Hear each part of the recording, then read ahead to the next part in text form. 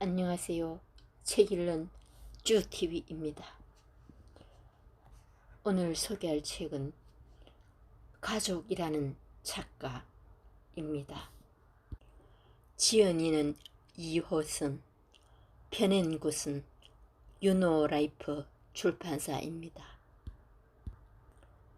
저자는 정신건강의학과 전문의이며 주로 가족관계와 치매 등을 연구하고 치료한다.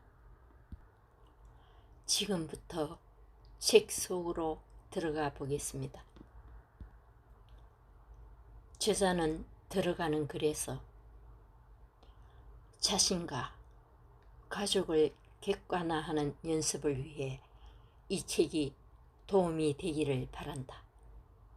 자신과 가족을 객관화한다는 뜻은 가족관계를 혈연과 필연의 관계 속에서만 바라보거나 대하지 않고 타인을 대하듯 적당한 격식과 예의를 갖추는 일이다. 일종의 가족 간 거리두기다. 너무 멀지도 너무 가깝지도 않은, 너무 차갑지도 너무 뜨겁지도 않은 적절한 거리를 말한다. 가족에 대해 가졌던 막연한 환상을 깨뜨리고 가족 간에 적정 거리를 유지하는 것. 이것이 건강한 가족 관계를 위해 지금 우리가 꼭 실천해야 할 일이다 라고 말합니다. 페이지 37쪽, 38쪽. 거리를 두려는 자를 쫓지 않는 법. 자신의 감정을 좀처럼 표현하지 않는 근위적인 남편과 매사 날카롭고 예민하게 반응하는 아내 사이에는 특징적인 상호작용이 이루어진다. 그것은 쫓아가는 자와 거리를 두려는 자로 나뉘는 상호작용이다. 부부 중 한 사람이 대화하려고 상대방에게 다가갈수록 다른 한 사람은 대화를 피한다.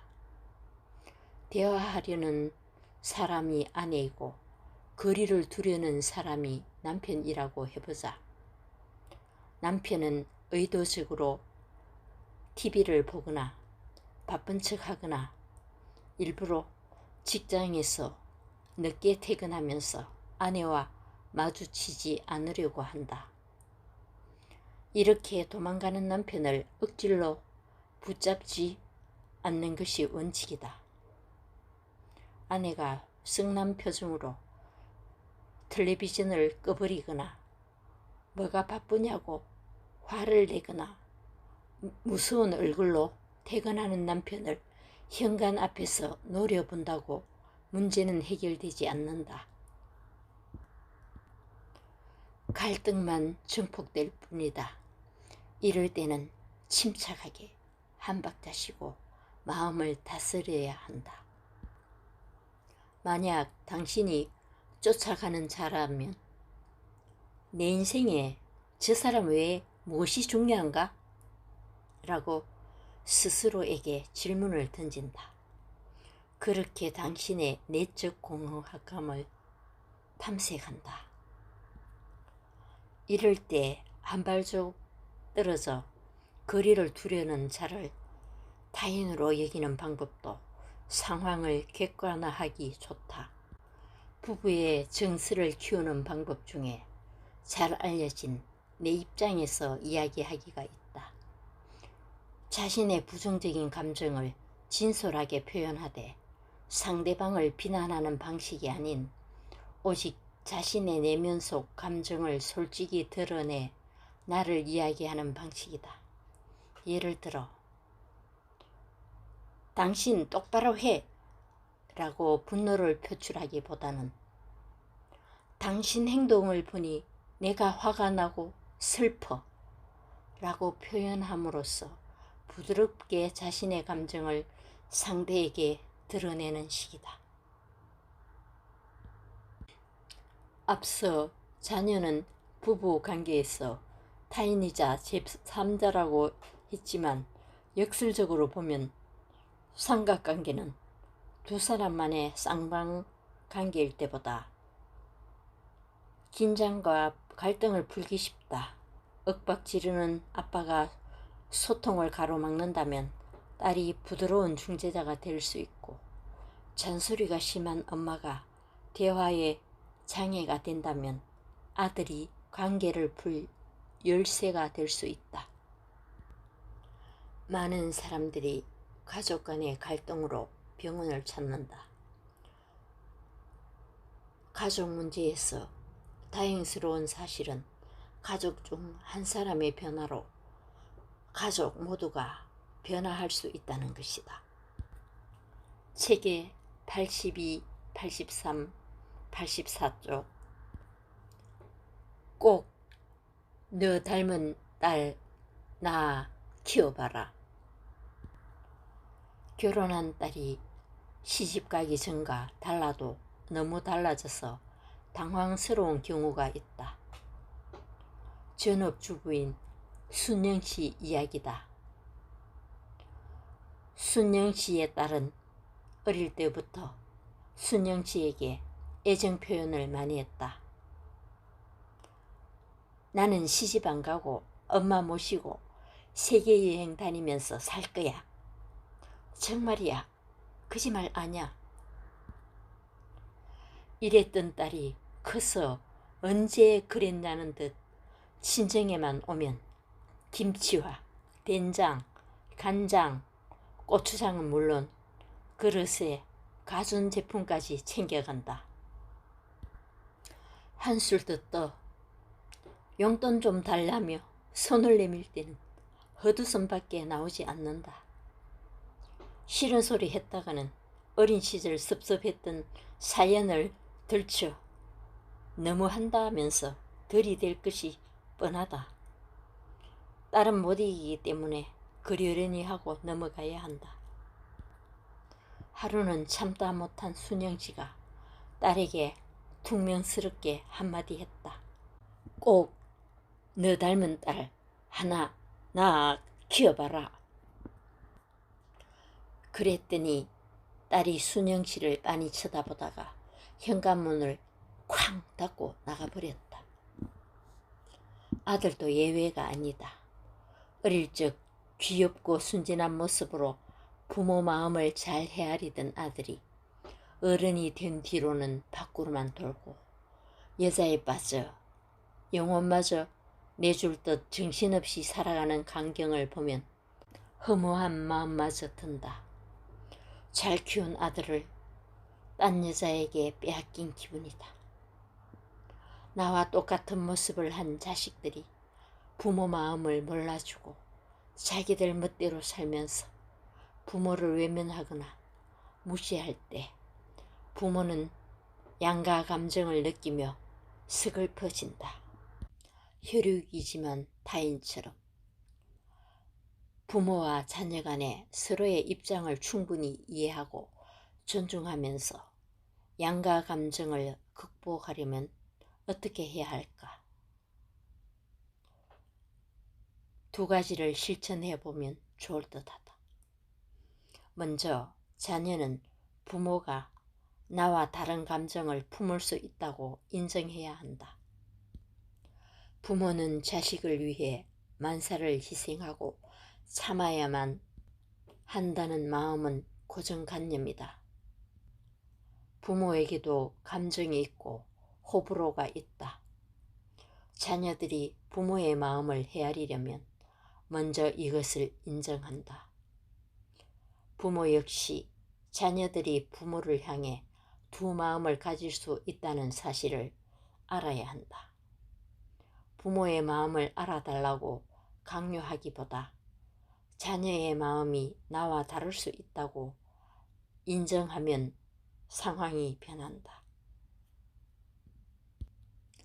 다음으로 부모는 감정의 순서를 바꿔서 생각하면 좋다. 너는 다 좋은데 그게 나빠 라고 말하기보다는 너는 이것만 조금 바꾼다면 완벽한 아들이야 라고 말하면 어떨까? 딸이 엄마에게 뭔가 선물했다면 색깔이 촌스럽긴 하지만 고맙게 받을게 라고 말하기보다는 아휴 정말 고맙다. 색깔이 젊은 취향이라 젊어 보이겠네 라고 말해야 선물한 자녀가 즐거워할 것이다. 두 가지 감정이 교차할 경우 좋지 않은 감정을 먼저 순화해서 말한다. 좋은 감정을 먼저 말하고 나서 좋지 않은 감정을 토로해 쐐기를 받기보다 순화된 좋지 않은 감정을 먼저 얘기하면 듣는 사람이 수용하기에 훨씬 더 마음이 편하다. 아내가 엄마처럼 나를 아껴주면 좋겠다. 책에 101쪽, 102쪽, 103쪽. 결혼한 지 3개월째인 영민 씨는 저녁을 먹다가 정색을 하고 아내에게 말했다. 자기야, 오해하지 말고 들어. 내가 정말 참다 하는 말인데 너는 음식 솜씨가 진짜 없는 것 같아. 그래, 경험이 없으니까 그렇다고 쳐. 근데 정성이 너무 없잖아. 대충 아무렇게나 하니 맛이 나겠어? 이럴 바엔 앞으로 시켜 먹던가 나가서 먹던가 하자. 아내 민희 씨는 입안에 든 밥알이 튀어나올 뻔했다. 회사에서 지친 몸을 이끌고 퇴근하자마자 집에 들어와 나름대로 차린다고 차린 밥상이었는데 남편이 이런 반응을 보이니 어이가 없었다. 민희 씨는 맥이 탁 풀렸고 화가 치밀어 올랐다. 뭐라고? 그게 할 말이니? 맛도 없고 정성이 없다고? 대충 아무렇게나 한다고? 야, 진짜 말이 안 나오네. 먹지 마. 먹지 말라고. 넌 내가 얼마나 힘든지 모르지? 민희 씨는 숟가락을 내동댕이 치듯 내려놓고 벌떡 일어났다. 참을 수 없었다. 아니, 내 말은 옛날에 엄마는 밑반찬도 많이 해놓고 국이나 찌개도 간을 딱 맞춰서 참 맛깔나게 했는데 왜 너는 도저히 그 맛이 안 나느냐 말이지. 영민 씨의 말은 불난 집에 부채질한 꼴이 되었다. 민희 씨는 고함치듯 대꾸했다. 야, 너 그럼 엄마랑 살지 왜 나랑 결혼했니? 엄마가 해준 음식이 그렇게 맛있고 먹고 싶으면 엄마랑 살아. 그동안 내가 만든 맛없는 음식 먹느라 고생했네. 잘 가. 민희 씨는 방문을 쾅 닫고 들어가 버렸다. 영민 씨는 그제야 사태의 심각성을 깨달았지만 물은 엎질러진 뒤였다. 두 사람은 한동안 살벌한 분위기 속에서 냉랭한 상태로 지내야 했다. 그나마 이혼 이야기까지 나오지 않아서 다행이었다. 부부에게는 가슴을 쓸어내릴 만한 위기 상황이었다. 비슷한 사례를 가진 부부들이 의외로 많다. 남편이 음식 솜씨는 물론 말투, 씀씀이, 정리정돈, 청소를 비롯해 생활 전반에 걸쳐 툭 하면서 아내를 자기 어머니와 비교하면서 핀잔을 주거나 타박한다. 남편은 어머니를 궁극의 이상으로 설정해 놓고 아내를 거기에 맞추려 한다든가 아내에게서 자꾸만 어머니의 흔적이나 모습을 발견하려고 애쓴다. 결혼한 지 얼마 되지 않는 젊은 부부에게서만 발생하는 일은 아니다.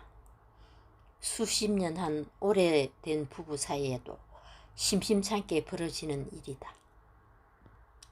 이런 취급을 받으며 기분 좋을 아내는 없다. 아내는 극심한 스트레스에 시달릴 수밖에 없고 시어머니와의 사이도 더욱 불편해지기 마련이다. 남편에게 어머니와 아내는 경중을 가릴 수 없을 만큼 소중한 존재들이다. 그런데 매사 두 여인을 비교하고 평가할 때 문제가 심각해진다. 이런 관점에서 보면 고부간의 갈등은 시어머니와 아내의 문제라기보다는 두 사람 사이에서 방황하는 남편의 문제가 크다. 책의 110쪽, 111쪽 과도한 아들 사랑이 미치는 영향. 아들을 향한 강한 애착은 장성한 아들을 둔 여성에게만 보이는 양상은 아니다. 어린 아들을 키우는 젊은 엄마에게도 나타난다. 30대 중반의 효정씨가 수심 가득한 얼굴로 진료실에 들어섰다. 유치원에 다니는 아들이 효정씨 마음을 너무 몰라주고 자기가 시키는 대로 하지 않아 견딜 수 없다고 했다.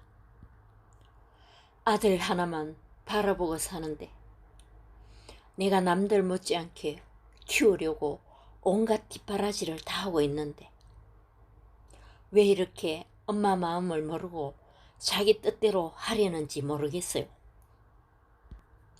아들이 아직 어린데 뭘 그렇게 엄마 마음을 모른다는 겁니까? 절 닮아서 아이가 조숙해요. 어리지 않다고요. 유치원에 가 있을 때 빼고는 저랑 같이 놀고 밥 먹고 모욕하고 이야기하자고 하고선 어느새 보면 친구가 놀려고 놀이터에 가 있는 거예요.